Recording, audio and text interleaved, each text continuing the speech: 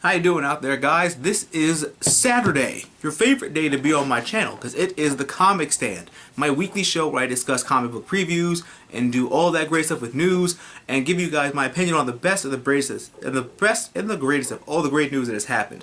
This week, I'm covering something for BladeFire30 on Twitter. Follow him because he's awesome. He has given me the distinct command, because I am at your guys' leisure and command, to talk about the Suicide Squad movie casting. Now, I have read some of the classic Suicide Squad. I have finished the new Suicide Squad. I had to read up on the newer version, which is kind of confusing, but that's another video.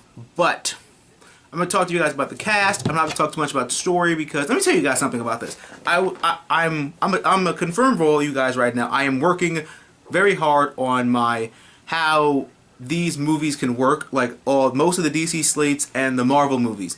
I'm working on all of those. When I worked on Suicide Squad before they confirmed the cast, my notes there were for characters that I would have liked to have seen, but none of the characters that I had on that list made it into this movie.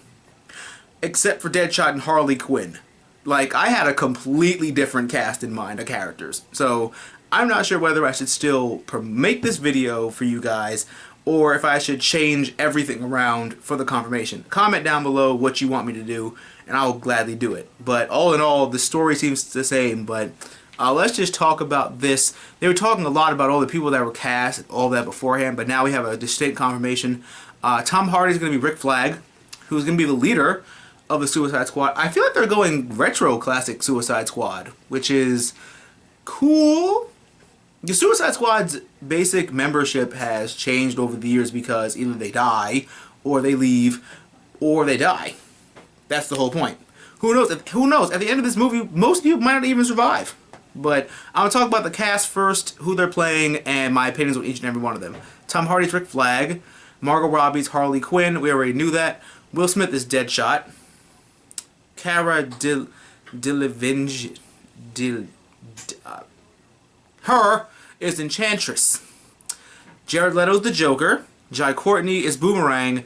And Jesse Eisenberg is rumored to be Lex Luthor in this film. So, a lot of I don't want to, because for me, when I fan cast, it's, you know, fan casting. I don't expect them to listen. But when they kept saying Tom Hardy and Will Smith and all that, I saw Tom Hardy more as Deadshot, and I saw Will Smith as Black Spider. That was just me. More or less of Black Manta? I don't know. It's either Black Spider or Black Manta. I would personally prefer Black Spider, just to see him fight Ben Affleck's Batman. And plus, I wouldn't believe that Will Smith would be that much of a problem for Jason Momoa, because he was called Jorgo. So, but everybody's complaining, Will Smith's black. Why is she Deadshot? Deadshot's white. Deadshot was not so white in Assault on Arkham. So, I don't know what the hell to tell you guys, honestly. I think I am a full supporter of playing around with certain characters' races, because why the hell not? Certain characters you can't toy with, like Black Panther, Storm, that type of stuff, but certain other characters you can definitely play around and toy with, I would say. Definitely. So, Margot Robbie as Harley Quinn also is, for me, I didn't want Harley Quinn in this movie, only because it's like, I feel like she deserved her own movie in the Batman franchise first, in any way, shape, or form, and she doesn't have that. So, I don't know, I just felt like she deserved that respect of having been in the movies already first.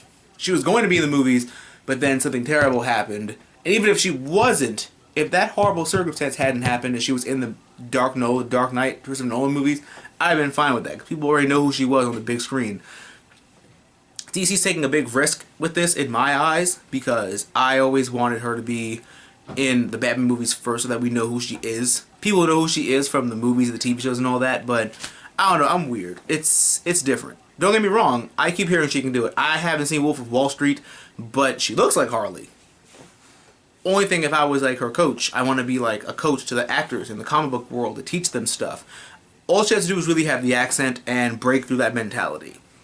Like, basically encase yourself in psychosis, basically, and have the Brooklyn accent. Like, go to Tara Strong or Arlene Sorkin for that type of stuff. But I have to wait and see. I love the cast. Enchantress was a really good choice. Really weird. She knows magic. So it's like, wonder what kind of mission they're going to send them on. Jared Leto was the Joker. I do know of his work. I haven't seen anything he's been in, but I have seen how he's transformed himself into his roles and into his characters. So with a role like this, I feel like he might kill it. I would say might. I'm not saying that he will not. I'm just saying that there needs to be some footage or something, but he's good. I'm not going to take that away from him. And I can't wait to see what he does for the Joker, because I think it's about time that we need a new one. You know, that I was a big Heath enthusiast. I love him. Rest in peace, may he rest in peace. But I think it's about time someone had the mantle now.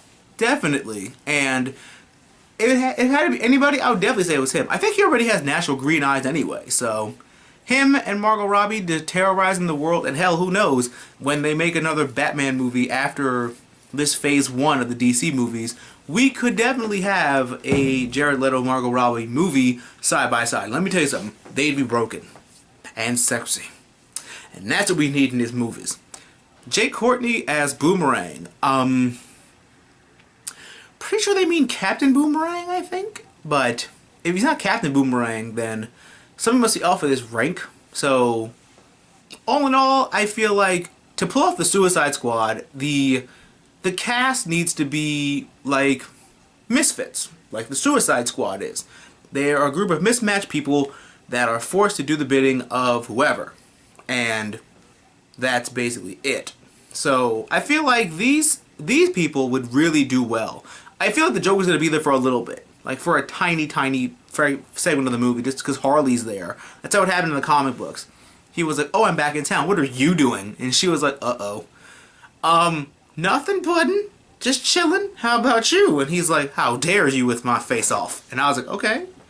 That's interesting. My only gripe now is that Harley Quinn and Deadshot have on again, off again, quite physical relationship in the comic books. So, are they still gonna do this? I mean, I don't know. I mean, I can't wait for this. I love the Suicide Squad. I can't wait for like other things to come of this movie. But all in all, this cast is good.